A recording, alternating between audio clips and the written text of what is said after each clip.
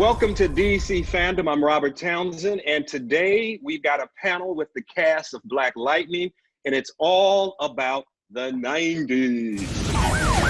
Bravo, let's get up out of here.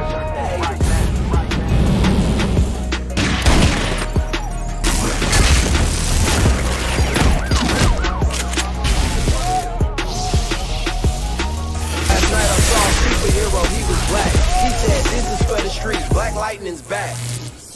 Let's meet the cast that's joining us today. He plays Gamby, and all I got to say about this guy is that he is a method actor. I mean, he sold suits to get this part. So please welcome none other, Mr. James Remar. How you doing today, James? How you feeling, man? How you feeling? Hey, feeling good. Now, this gentleman plays Painkiller. He's serious about his acting, but he's also serious about fitness and exercising. This guy does 50,000 push-ups a day. Please welcome Jordan Calloway. I love your look, man. What are you sporting today? What you sporting? Man, you know, we got the overalls and everything, got the good old bow hat. Can't forget the dad shades.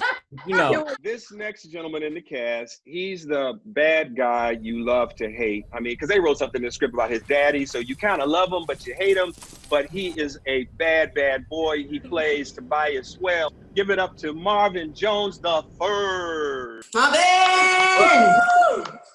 Marvin, who you repping? California for sure. I'm repping South Central, but most importantly, I'm repping the late great actor and rapper Tupacalypse now, Shakur. Whoa. This next cast member, she plays Dr. Lynn Stewart. And her real superpower is that she can do 9 pages of dialogue and not miss a beat. Did you get that? Christine Adams, what you doing, girl? Thank you, Mr. Townsend. Thank you. The next cast member, she plays Jennifer. She is the baby of the bunch. She started acting when she was 1 year old, doing Shakespeare in the Park. Please welcome China Ann McClain. Yay! What's good? Tell me about your top. I love your top. What is that top? It's a great clothing line called My Sister's Closet. Look at that. Hello. All right. Our next cast member, she plays Thunder and she plays Blackbird. She goes far with this character. She robbed a few drug dealers to get into the mind of Blackbird. So please welcome Thistle Williams. Hey! Hey y'all, what's going on, Robert? Woo! Girl, how you doing? I'm doing okay. I can't complain. I like your look. What are you TLC? What's your vibe? So, you know, I'm giving y'all a little bit of Aaliyah, TLC, Yes. bamboo earrings, long nails. Our last cast member plays the title character, Black Lightning. What can I say about this man? He is so committed to fighting crime.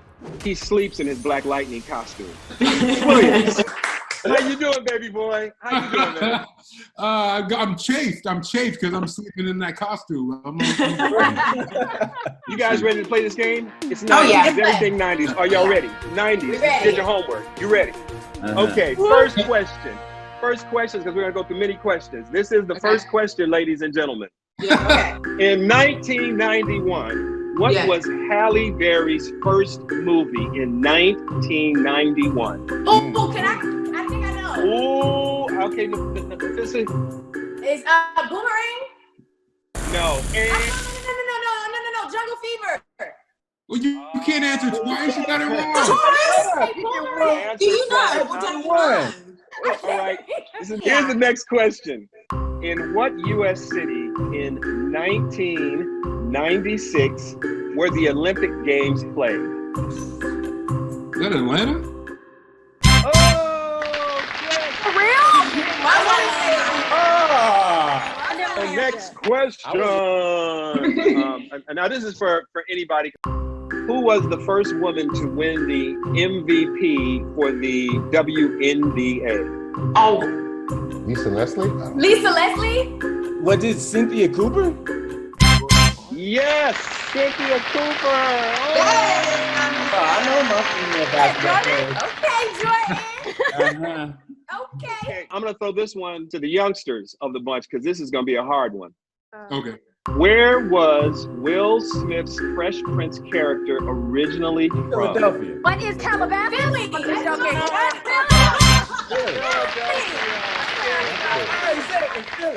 This one is kind of hard for everybody.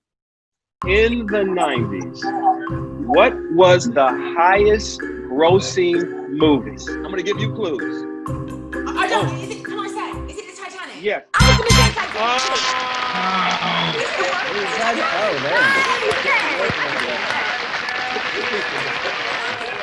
I've never actually I could seen have guessed it. that one. Shoot. Go ahead, Celine. You know what? You know what? All these questions, we do have a winner, and the winner is Christine. Mama in the Ian house. Stewart, winning the brains again, not just a pretty face. Give her a cyber round of applause. I'll clap. Let me say this about Black Lightning. It's having a major impact all across the world. Know that your work really matters on a whole nother level, because sometimes in show business, we can just be, artists on a show, and the show is just funny, or the show is silly, or the show is goofy. It's another thing to have a show that really has real issues in it that impact people that last a lifetime. So it's entertainment, but it's also education. So bravo to the cast. Round of applause. Thank you. We talk about superheroes, but superheroes come in all shapes and forms. And this is for everybody in the cast. Who was the first superhero to make an impact on you?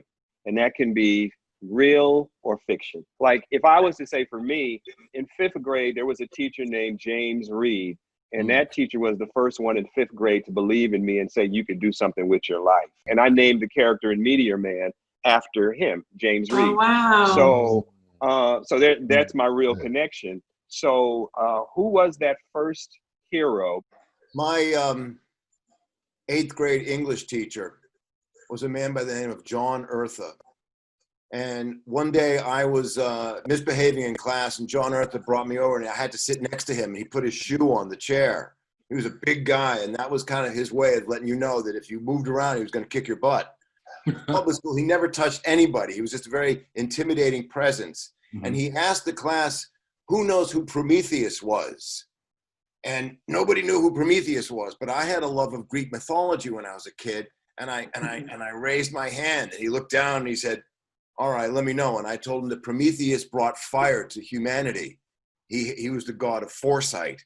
He was very impressed with me, that answer, and so he let me out of the dungeon, and he invited me to his summer camp where I learned about being an actor. And John Eartha was the only Black teacher in my hometown.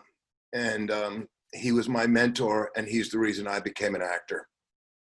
Wow. Beautiful. Nice. Beautiful. Jordan, I'm going to go to you. The number one has to go to my mom and pops.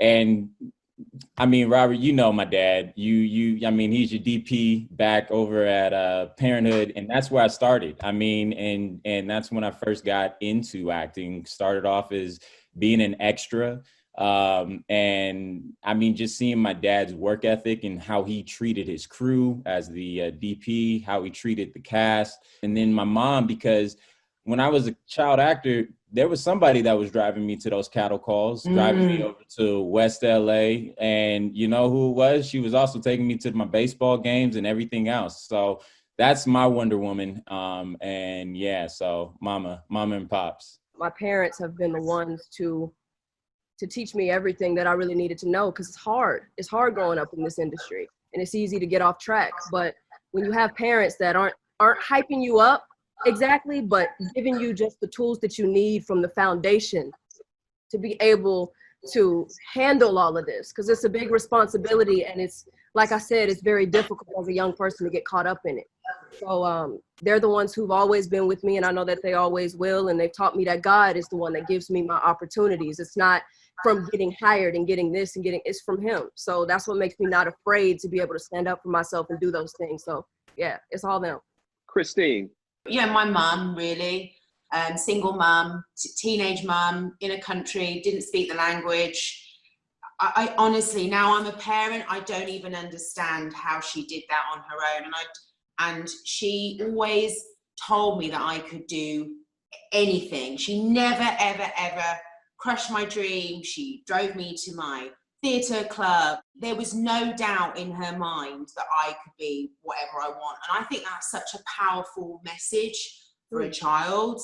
So definitely mum, but I also do want to give a shout out to Diane Carroll. When I saw her on Dynasty at the age of 10 or 12, let's say, I had never seen someone so poised, elegant, regal, intelligent, fierce. I'd never seen that before. I'd never seen any Black actress like that before in my life. So Diane Carroll and my mum.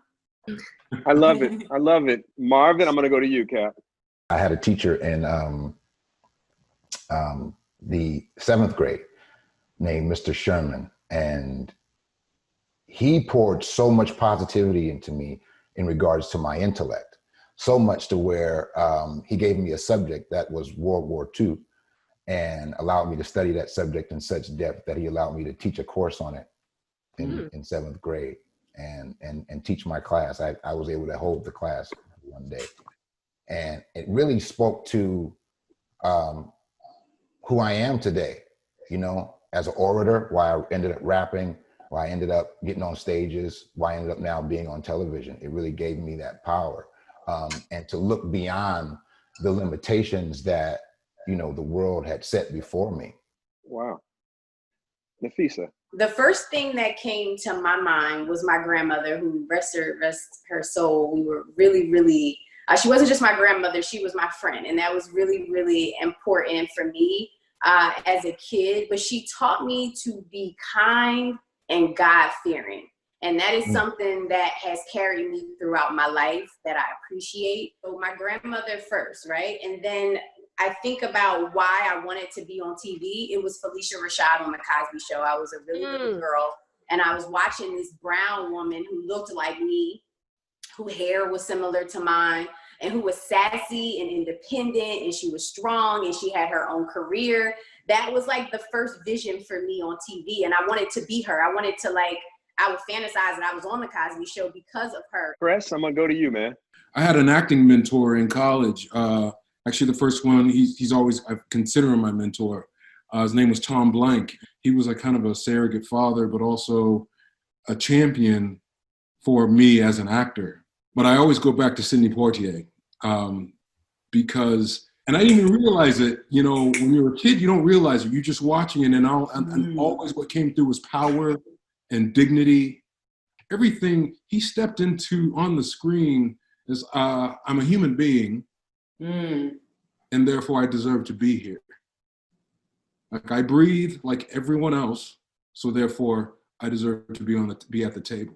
Robert, you know, to have someone like you on our sets, as someone who has opened those doors and has so much experience and has really been there at the forefront, yourself, Bill Duke, that to me is like, without sounding corny, like you're living heroes to us because you open those doors and you are producers, you're directors, you're writers, you're creators. You always had that vision that we as Black creators can do everything and we should do everything and we don't need the permission of Hollywood to get things done. So the audience really, when they see you, when they see Bill and some of the other great veteran actors we've had on the show, that means something. You know, you're icons. So just know that we also consider, I think I'm speaking for everyone, but know that we also consider. Sure.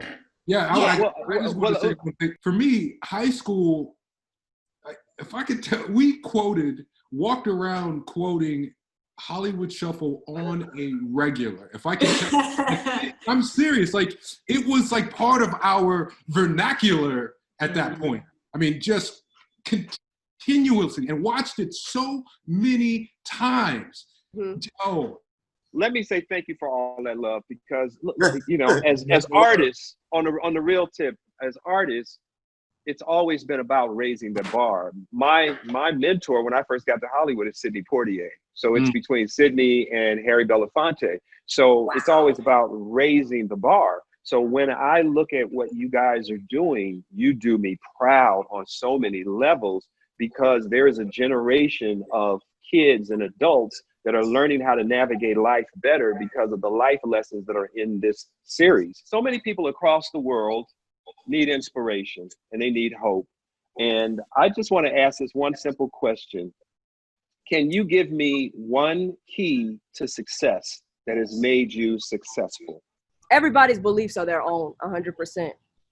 But what's gotten me through this industry is God, period, point blank, period. Because when you enter this industry, and not to mention being Black and also a female, you can't fear this industry. You can't fear not continuing to get work or not being able to get work because you're not willing to compromise your morals and your values. You cannot be scared of that, because if you're scared of that, trust me, you're going to end up in a place that you never wanted to be. And that part is not a part of your dream. It's not a part of it. So God has made me unafraid.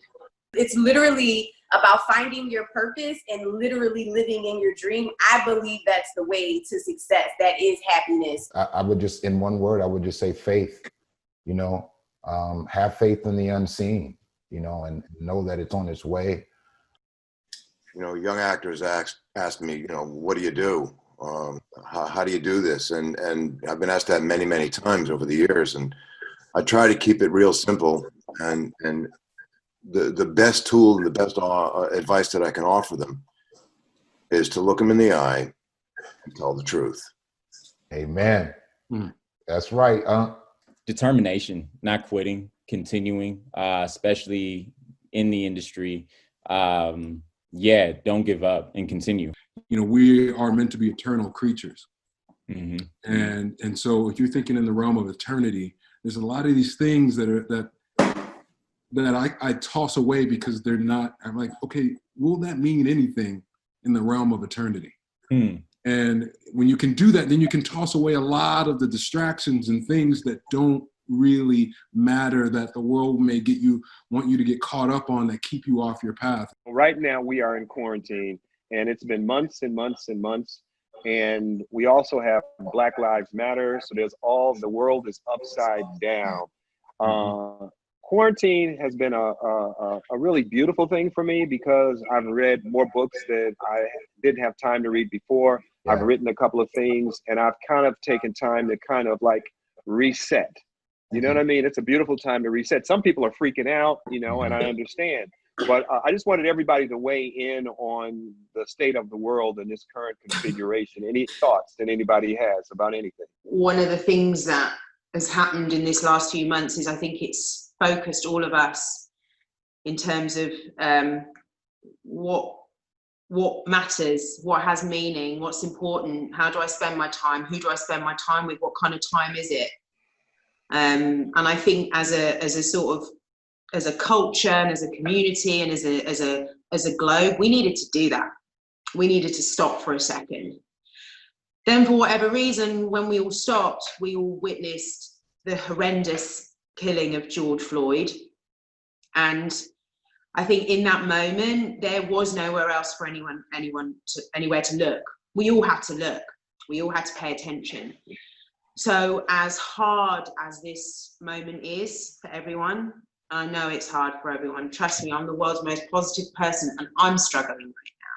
Despite the sort of poison that we're being exposed to, I believe that human compassion, kindness, we have that above all else. I don't ever think, you know, people that fought, like John Lewis, who we just lost, you know, in his lifetime, I don't think he ever thought he would see as many white people on a civil rights march as Black people. That's, something's happening, something's changing, and I don't want to stop fighting, and we won't stop fighting, and I feel like something is happening to us as a society that is profoundly important, and I'm excited. I'm scared I'm also excited about what that could be. I never thought that I would see something like this happen in my lifetime, honestly. I had to talk to my grandfather because my grandfather marched with Martin Luther King Jr. So the fact that he got to see this kind of again, something like this again, was very shocking for him. And it's been kind of overwhelming for me, to be honest, but I don't think that it was a coincidence that this quarantine hit and then, you know what I'm saying? All of the Black Lives Matter, all of this stuff started happening in our community. Don't think that it's a coincidence at all. It was interesting when the quarantine first started going down, and you know, a week felt like a month. I mean, it was like, I mean, time was like, it was brutal. It was brutal. And then George Floyd and everything blew up, and it almost like illuminated the opportunity even more. I'm encouraged, but I don't want the work to stop. Like I feel like in the past, I feel like we're here because we did a certain amount of work and then stopped. And I want to see us push through and see that work to completion. I've seen how there has been selfishness and I've seen selflessness. And in growing during this time, I feel like I've progressed more to the selfless in ways that you can help, or in just being educated and understanding the shoes that other people walk in. And when you see that, when you actually take the time out after you've watched everything that you can, because I mean, look at that. That's a blessing. The fact that we have things to keep us distracted. That we call that, we say we're so blessed, we're so great, America. I mean, like, yo, before America thought we couldn't get touched. Newsflash. I'm dropping the mic. I mean, that is it. Man, social change takes place inch by inch. It is slow. But like Dr. said, the moral arc of the universe bends towards justice. Amen. I'm done. Okay, so here's a question. This is a question for everybody in the cast. Yeah. Why do you think people love this show so much? Speaks truth to power. Power meaning the state of our government, even though we're in a fictitious world. I think it aligns a lot of times with the current times. And it speaks to the people who are actually living that. The peoples in the Black communities. You see a lot that's the truth of our experience, and it's done in such a way that's fantabulous, if that's even a word. And it I think it resonates not just with our community, but with every community, because it has such dignity and integrity. And also it's a good time for a lot of people to learn about our experience. We stay true to the moment of what's happening, that people are able to use our show as a mirror. Yeah. And like China said, learn from that. This show, out of the superhero shows, it feels real. We provide that hope, not just through superheroes saving the day, but also making difficult choices that are morally correct choices. Let's talk about next season. Let's have a discussion about next season. And this is for everybody. Where would you want to see your characters go? Like, is there something in particular? I mean, you guys have tackled a lot of themes and a lot of subject matter. Is there anything that, you know, you would go like, man, I want Celine to think about this. I want to think about that. Is there anything you would think about for your character? I would really like to not be drunk or on drugs or with my hand down a toilet or slapping my husband or fighting with my husband, or, you know, crawling along the floor. But, you know, can I say something to you? You are absolutely brilliant when you go into that other zone and you get twisted, because, you know, when I was on set, you broke my heart in that bedroom when y'all were going at each other. I thought y'all were fighting for real. And you were like, no, I'm on the green stuff right now. And you went into that zone. So it's amazing to watch you as an actress, but you know, I think you're showing your range on a whole nother Thank frequency. You so much. No, I feel I'm so lucky that I get this great material to play. I have no complaints as an actor. Jordan, Talk Yes, to sir, me. yes, You've been alive. You've been dead. You got powers. Yeah, You don't have powers. you know, I mean, You know, where would you like to go, man? Where would you like to go? The change and the growth that I would love to see for Khalil is more so the psychological recovering, the mental state that he would have to go through, what that journey looks like. James, I'm going to go to you. Gambi, what would you like to see Gambi? Where do you want him to go? He's an interesting guy to me because he's like this genius of genius. I mean, is there another layer that you would want the world to see in Gambi? I'd like to see Gambi be revealed as having a meta power of his own that is here to unknown. Wow. I'd like to see Gambi maybe have a girlfriend. Oh. I was going to say that too. I love all the different reactions. Gambi had a kid that he reunites with, having not seen him for 25 years or something. Nafisa, what do you think? Where do you want to go with your character? I mean, because you got dual personalities already. What are you thinking? So I like the idea of Salim always staying relevant and staying true to what's going on. So I definitely want to see some of what's happening in our world and some of what's happening today. I just want us to always stay on trim with that. And knowing Salim, we will. Marvin, where do you want Tobias to go? What's in his diabolical mind, or do you want to flip the script on us? I would like to flip the script a little bit. I'd like to get him back into politics, you know, from outside of the underworld, back into the mainstream of society, and hopefully doing some good, which I'm sure it'll end up being for his own narcissistic gain, and it'll be for the bad ultimately in the end. But I would like for a time to be doing some good in freedom, and then hopefully I know you and I got a chance to play around with love with the character and give him a love interest and see how far he could take it. But that was short lived. I'd like to raise the stakes with that and do something that's, you know, not more permanent, but more serious. And we can see the backstory of it develop. But I want Marvin to have it all, or Tobias to have it all, so that when Khalil comes to take it away. Oh my God. Anybody wants to take mine away. I ain't forgot. I just want to put that out there.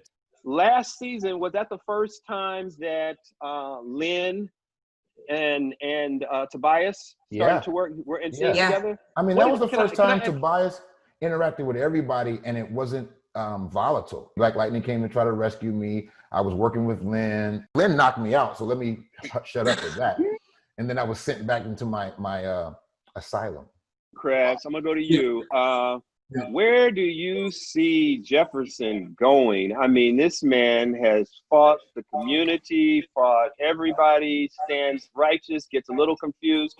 Where do you think he could go? Well, what I would like, honestly, is to get back to the school. I'd like to get back into the school, get back into mentoring kids.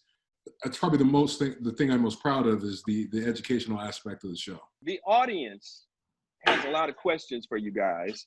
And, you know, so we want to open this fandom up for them to questions. And so do some of you guys have questions the audience has asked you to read? I have one. Okay. Where's it from? From Mona in Australia, actually. Oh. Is Jennifer going into the other dimensions again for the Crisis on Infinite Earths this season? Oh, Lord. I actually have no idea. We have no idea, just to be completely honest with you, what's in store for the next season. So I really don't know. I don't know if you're going to see the other Jennifers. I'm not sure, but I kind of hope so because it was really fun to be able to play them. I have a question here from Asante in the United States. She asks, will we see Black Lightning interact with other superheroes more often now that everyone's on the same planet? And is there a possibility of Henderson being revived? I would like to. I mean, honestly, as a nerd, seeing the whole table of superheroes, like, I got chills, and it would be cool to be like Justice League out. You know, that would be awesome. So I would love for that to happen. As far as Henderson, you know, I don't know. I was not a fan of him going. So I mean, that still sucks, to be perfectly honest. I got a question though, Robert. I just got one from Lynn in France who asked, will we see more Jen and Khalil in the next season? I don't know. I mean, she kind of left me high and dry on a roof. Oh, you have a cot in my place, buddy. I have to answer a question from Fofo in Canada. She's asking if Grace will have her own costume made by Gambi in season 4. Oh, please. Good one. Wow. Oh my gosh. That would be fire. That's a good one. It would be an honor and a privilege to create a costume for Grace. If that's what the creatives choose to do on the writing side of it, she sure will. I do have a question from Karina in France, and she wants to know, will we ever see Anissa and Grace get married on the show? Whoa, that would be beautiful. We almost did, didn't we, Crash?